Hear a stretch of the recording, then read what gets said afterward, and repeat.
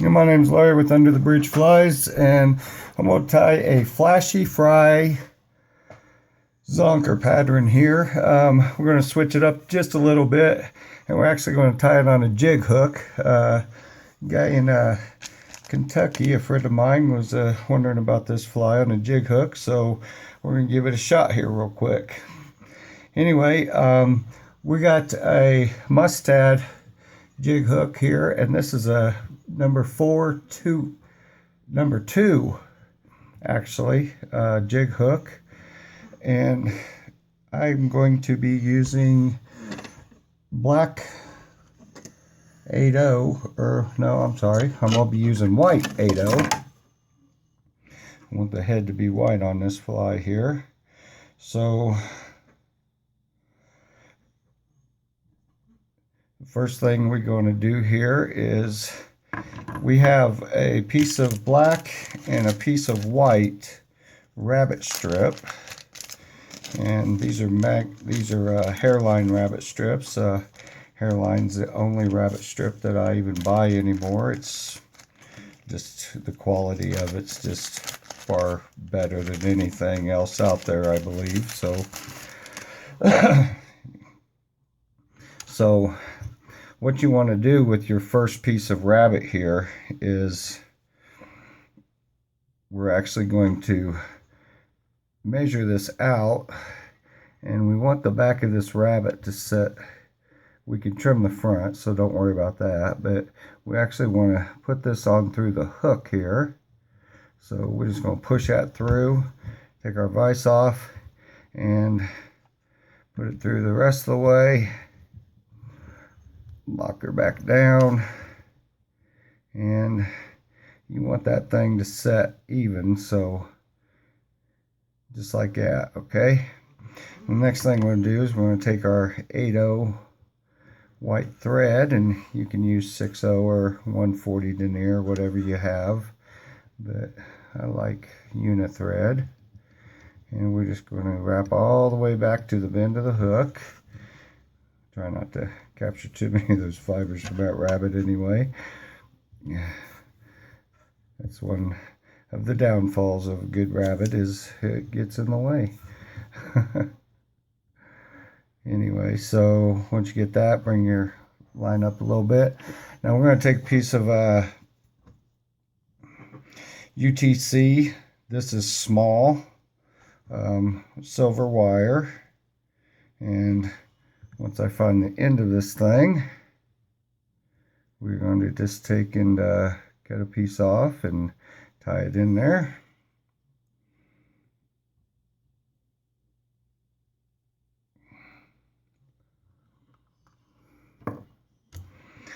Alright, so I got a pretty decent piece here because it's just easier to control it. And he's going to tie that on in. Sorry, it's still early here, so there we go. And wrap that to right about, leave about an 1/8 of an inch between where your bend starts and the flat part of that shank. And then just go ahead and move this on up, and you're going to leave this thing because you want to put a head on this, and we're actually going to be using, I'm going to use a lead head painted eye this time.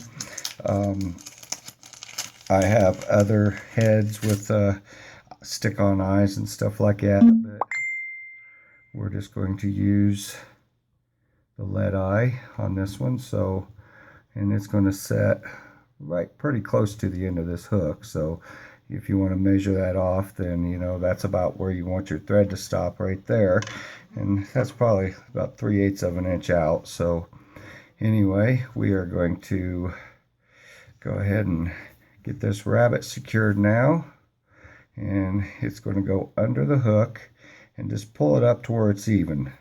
You know, you're getting a nice straight even run with your rabbit there. And we're just going to go ahead and tie that in nice and easy like, and trim off that little bit of excess up there.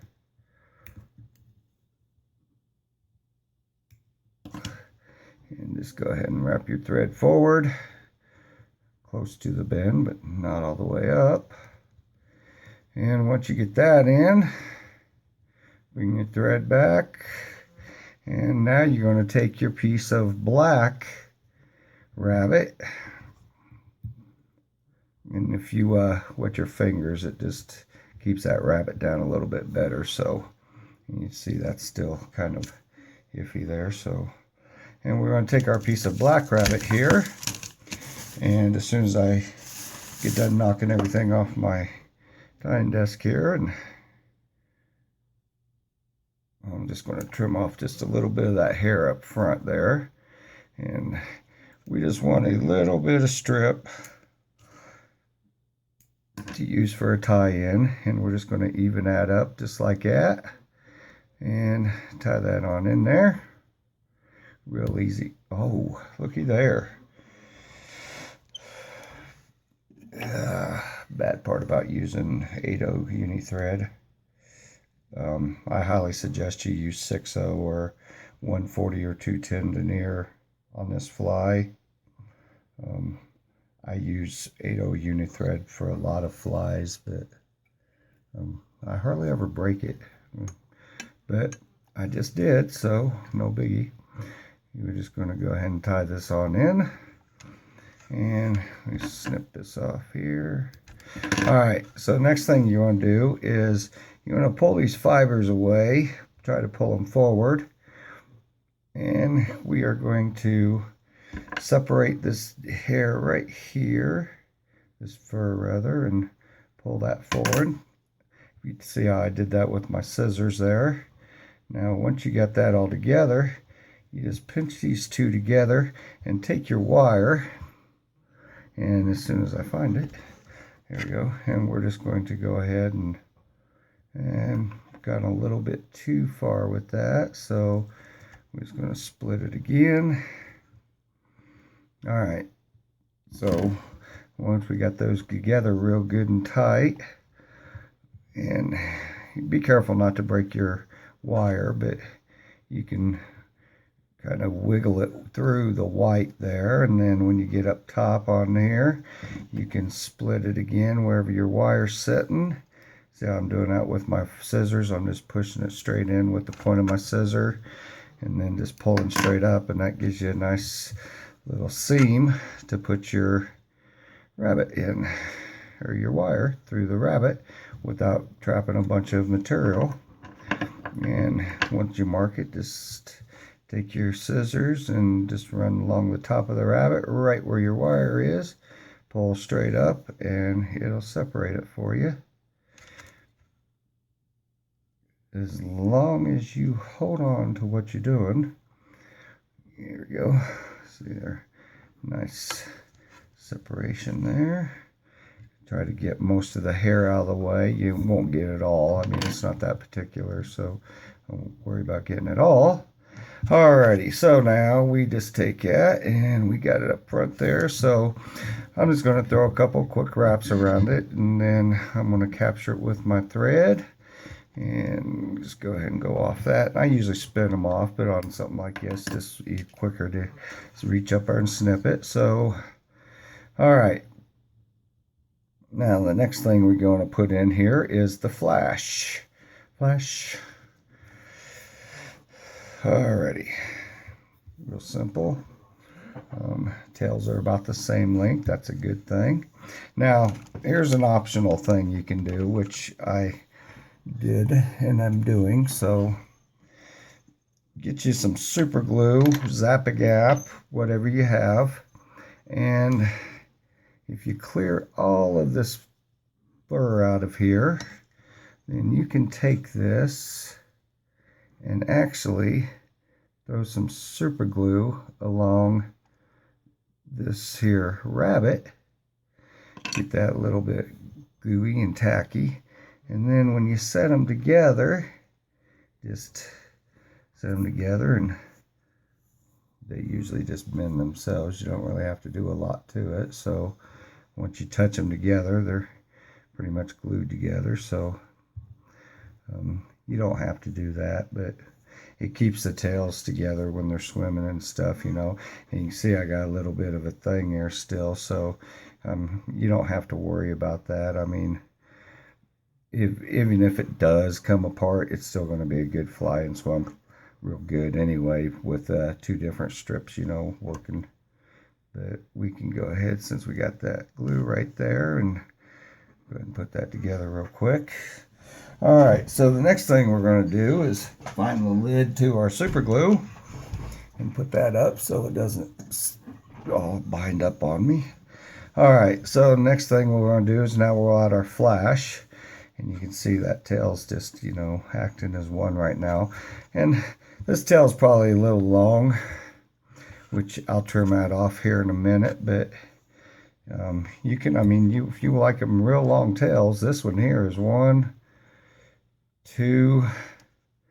This one's about 2.5 hook shanks. So now, personally, my preference on that is you get a lot of short strikes with the longer tails, you know. So, I mean, we are fishing for trout, not pike. I mean, or, you know, if you're fishing for pike or stripers or bass or something like that, you can leave that tail long and it ain't going to matter, because those fish there are trying to hit the head of it anyway. All right, so now we got another hairline product, and this is Krystal Flash, and this is a rainbow. That means it looks like a rainbow, all pretty and stuff. All right, so we're going to take a little bit of this, try to straighten it out a little bit. And we're going to grab us a little chunk of this here. And if you want me to count them, 1, 2, 3, 4, 5, 6, 7, 8, maybe 8 or 10 is what I got here.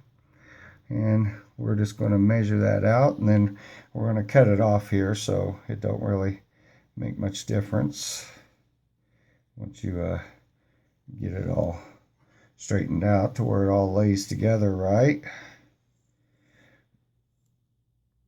And we're going to remeasure that. And you want your Krystal Flash to go about half the fly length. I mean, not the full length, about half maybe. Maybe a little over half, 5/8. All right, so I'm going to snip that off, and we're going to put this right on top of this hook shank and tie that down. Now, once you get that put in, real simple, you can splay this by just giving a tug on some of these fibers, and you can see how that just makes that wrap around the top of this fly. And that's the kind of a look we're looking for on this fly, is, you know, you want to get that Krystal Flash, you know, not one big chunk. You want to kind of just curved around the fly a little bit each area, so you can see maybe how that is. And then we're just going to go ahead and run our hook upside down, and we're going to do the same thing on the bottom. We're going to grab us about 8, maybe 10, you know, 8, 10, 12. It's personal preference, you know, pretty much. So whatever you like. But let me tell you, just because you like it don't mean the fish is gonna. We all know that, right? I make some pretty flies. The fish don't like them, but like people. All right, so once we get that done, I'm going to back that off a little bit because I don't want those fibers jumping up into the eye of my hook there. And I'm just going to trim those out real quick. All right, so next thing we're going to do is we have what's called mirror flash, and it's made by, excuse me, we have Flashaboo. This is made by Flashaboo. This is Flashaboo product, and it's called a Mirage. It's a Mirage. Anyway, fairly new product from Flashaboo, but great for saltwater or freshwater patterns. And it looks like that. And we're not going to take a bunch of these. We're going to only get maybe 4 or 5 fibers off of that thing. And we don't want them all the way back. about the same, you know, maybe a little longer, you know, but pretty close to the same. And we're just going to tie this right in on the side. And we're not even going to worry about the clumping of it. We're just putting the whole thing right there in the side area. And then I'll just move my up here to the side and grab another 4 or 5 little fibers here. And I got way too many there. Snip those off and measure it out. Oops, dropped one.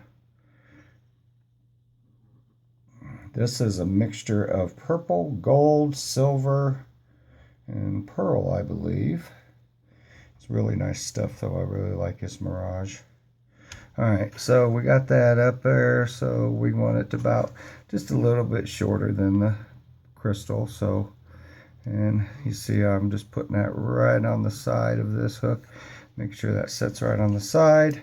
And we'll zip that off right real quick. And you can see how that just sits right there on the side. And now we have that in. So next thing we're going to do is add an eyeball. We're just going to build that up just a hair right there. Make sure that get that bump out of it. All. Now, when I'm fishing this, I want this to be up. You know, so this is actually going to be fished, you know, like this. So I want the weight on the bottom here, like so. That way it keeps this end down and it keeps that pointing up for me. So when I fish that thing, it'll bounce off the bottom. You know, once it hits the bottom, you can just jig this thing, and this thing's just going to, you know, do this number all the way through the water for you. And that's, I don't know if you've seen that or not, but it's just going to bounce up and down off the bottom. And this will be a really, really good pattern for, you know, I'd probably, if I was walleye fishing still, I'd be, you know, probably use this for walleye, because I believe it's a good universal pattern. You guys that's fishing the clouser minnows, this is the whole point of this video. So this would be a good pattern for you to try if you're out there fishing with the clousers and stuff. So trout is going to love this. You know, it's kind of like the meat whistle pattern, but it's really not. All right, so once you get your eyeball up there and where you want it, and you see I'm just staying right on the edge of this hook shank here to where I can still tie in on the front. Now the only thing going up there is thread, so I'm not too worried about it.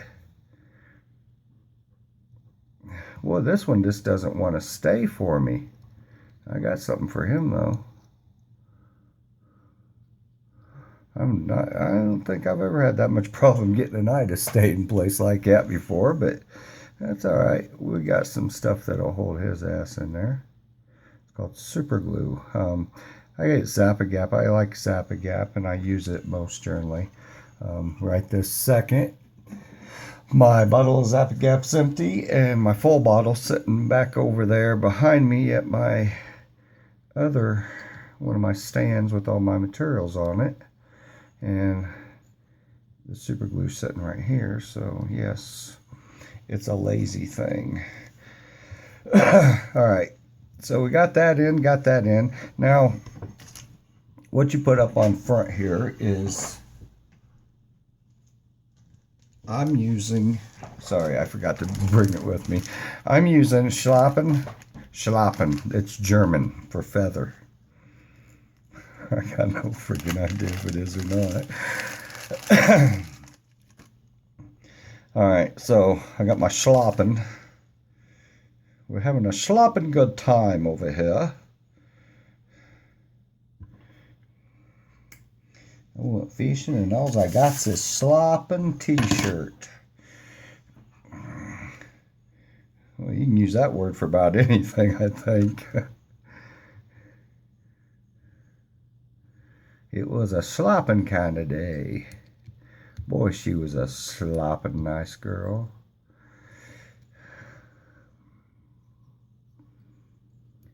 Alrighty, so slopping.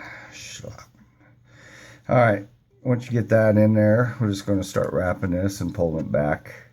As we wrap, pulling the feathers rearward. So when we wrap over, we're actually making everything that we just wrapped go in the right direction. Of course, straight up and down is still the right direction, because once it gets in the water, we all know what's going to happen. It's going to go backwards. So you don't have to be really particular about this. Now there's other things you can do up here. You put some wool up here or some dubbing, you know.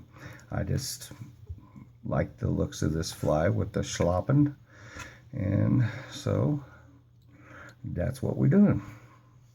Or move your stuff higher up, you know, use a little bit less tie-in when you're building your material body up, and you can actually just bring your materials up to the head and call it a day if you wanted to.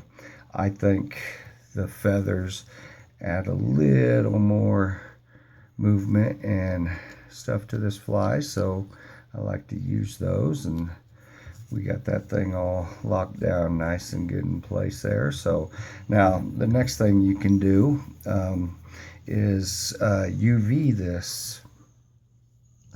Another optional, I mean, you don't have to or anything. I got this Solar Rex and I'm trying to get it used up anyway, so I'm moving to loons actually.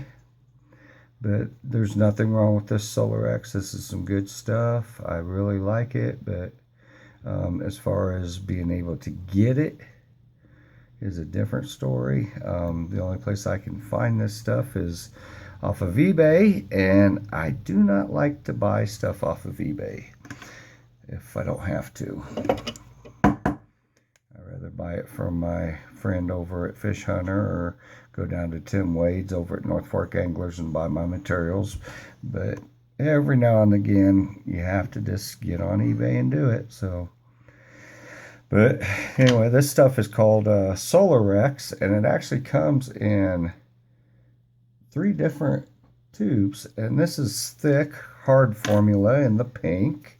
We're just going to hold that on there for a second. And then in the green tube you have the UV Cure Flex, and then there should be, yeah, there it is, a blue, which is thin. So you got a thick, a thin, and a UV Flex in this stuff. So plenty to choose from, and I got all 3 of those tubes, I think, for $25 off eBay, you know. And I bought these when I first started tying, you know, so they lasted quite a while. I got to give them that. And if my local guy carried it, honestly, or I could get it from my distributor, then I would use it. So we're just, you see, I'm just putting some UV Cure inside of this head. That's going to lock that head in there, and it's going to give us a nice little extra UV looking top head of this thing. Depends on what color of fly you're tying, or what color of thread you're using. If I was using a red thread, that would be red all the way through there. And like I said, we just keep that on there for a minute and make sure it dries up on us. Alright, anyway, so we're just going to wrap this thing down real quick. And where's my, there it is, whip finish. And 1, 2, 3, 4, 5. Give it a couple little tugs, and 1, 2, 3, 4, 5. All flies are double whip finished. Underthebridge flies. It makes a better fly. It stays together. And Don't have to worry about that not coming out as much. All right, anyway, so now we get this thing out on the water, and this is what it's going to look like pretty much. So let me move this around. There we go. Now once you get this out there, wet this hackle down a little bit. See if it'll lay down for me. That's one thing about the schlop in there. It's good feathers, so you gotta train them. But anyway, that's how that thing's gonna fish, and it'll fish underneath, like I said. So as you're jigging this thing, it's gonna go up, and I mean, just so, and this is going to have a lot of movement back here in his tail because of the double rabbit fur, so this thing's just going to really turn some fish on, I'll tell you that much. Anyway, that's a jig-headed flash fry zonker. I keep forgetting the flash part on that, but anyway, this is a great Smith River fly. If you got a permit for Smith River, give me a holler. I'm tying a bunch of Smith River flies right now. I've done about 5 years of research, but I went back to about 5 years on bugs and Smith River and everything, to see what kind of bugs to tie, what we could get, actually catch fish, because you get very short time on that river, so you got to make the most of it. Anyway, so this is one of them that we'll be using. And anyway, I hope you liked the video. If you have any questions, give me a yell. Underthebridge Flies on Facebook.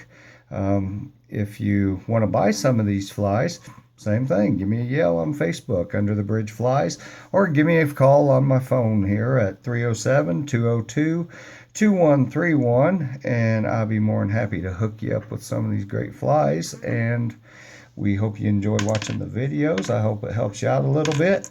Anyway, thank you. Y'all have a great day. See you on the next one.